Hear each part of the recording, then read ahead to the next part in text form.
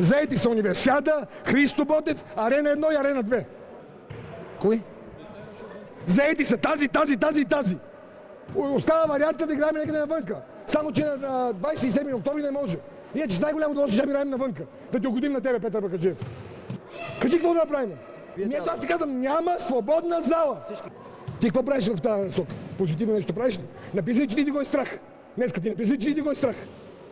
Нали това написа? Поне много ме е страх 90-71. Не, питам те, поне много ме е страх 90-71. Представям си го, не съм плашлив, какво ще стане.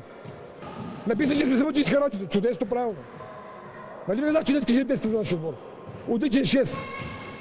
Йоко, ела бе! Йоко! Вместо да питате как сте ги били, какво сте ги били, какво пазихте, какво пазихте вие. Но то ви е мъгла на вас. Мъгла ви, как да питате нещо, което ви е мъгла. Има 90-71 класика второ по време. Класика второ по време. 18 точки разлика. И вие питате за феновете, дали дори път ще дойдат или не. Това е страшното. Вие не ме питате баскетболни въпроси. Вие ме питате защо са си тръгнали феновете и защо дали ще дойдат феновете на Левски.